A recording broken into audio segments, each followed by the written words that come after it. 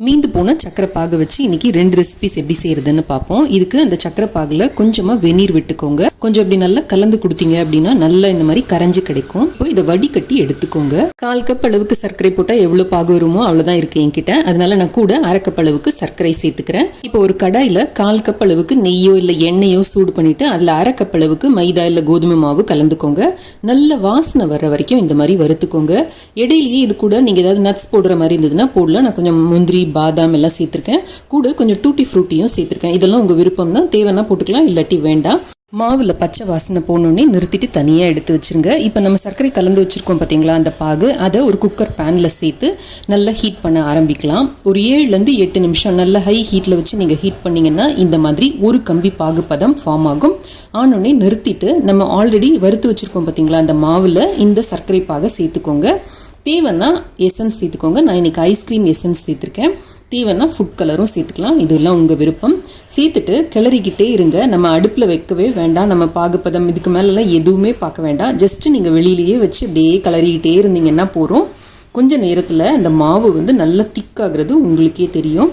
நல்லா அந்த திரண்டு வர மாதிரி வரும் பாருங்கள். அந்த ஸ்டேஜில் நீங்கள் ஒரு தட்டில் நெய்யோ இல்லை வெண்ணெயோ தடவி ரெடியாக எடுத்து வச்சுக்கோங்க. இப்போ பாருங்கள், இந்த ரிப்பன் மாதிரி விழுது பார்த்தீங்களா, இந்த ஸ்டேஜில் எடுத்து இந்த தட்டில் கொட்டிக்கோங்க.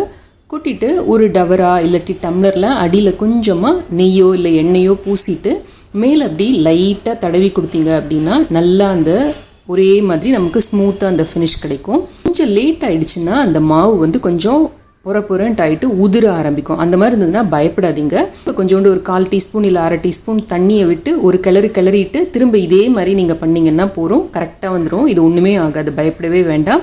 இப்போது நட்ஸ் ஏதாவது தேவைன்னா தூவிக்கிட்டு இந்த மாதிரி கட் பண்ணி வச்சுருங்க. கொஞ்சம் ஆறணுன்னே எடுத்திங்கன்னா சுவையான மைதா பர்ஃபி. மீதமாகி போன சக்கரைப்பாகு வேஸ்ட் பண்ணாமல் நம்ம அழகாக அதை இன்னொரு ரெசிபியை கன்வெர்ட் பண்ணிடலாம். இப்போ நமக்கு இன்னொரு ஸ்வீட் டிஷ் தயாராகிடுச்சு. இப்போ அடுத்தது இந்த மாதிரி மிஞ்சி போகிற ஜீராவை வடிகட்டி எடுத்துக்கோங்க ஒரு பேனில். இப்போ ஒரு கப் அளவுக்கு ஜீரா இருந்ததுன்னா அதுக்கு 1/4 கப் அளவுக்கு எண்ணெயோ இல்லை நெய்யோ விட்டு லைட்டாக சூடு பண்ணி எடுத்துக்கோங்க. ஒருவேளை சக்கரைப்பாகு முத்தி போயிருந்ததுன்னா ஒரு 1/4 கப் அளவுக்கு தண்ணி கொஞ்சம் கொஞ்சமாக விட்டு லைட்டாக சூடு பண்ணிங்கன்னா அந்த சக்கரை நல்லா கரைஞ்சி ரெடி ஆகிடும். இப்போது ஒரு கப் அளவுக்கு கோதுமை மாவோ இல்லை மைதா மாவோ இல்லை நான் எடுத்துருக்கிற மாதிரி மைதா ரீப்ளேஸரோ உங்களுக்கு எது வேணாலும் எடுத்துக்கோங்க. ஒரு கப் மாவு எடுத்திங்கன்னா அதுக்கு 1/3 கப் அளவுக்கு இந்த ஜீரா எண்ணெய் கலவை எடுக்கிறது சரியாக இருக்கும்.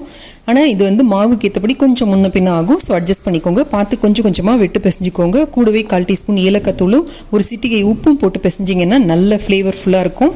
இப்போ இதை 2 பேக்கிங் ஷீட்டுக்கு நடுவில் வச்சு சப்பாத்தி குழவி வச்சு நல்லா திரட்டிக்கோங்க. சப்பாத்தியோட கொஞ்சம் திக்காக திரட்டி இந்த மாதிரி கட் பண்ணி எடுத்து மிதமான சூட்டில் எண்ணெயில் போட்டு பொரிச்சு எடுத்திங்கன்னா மைதா பிஸ்கெட் தயார்.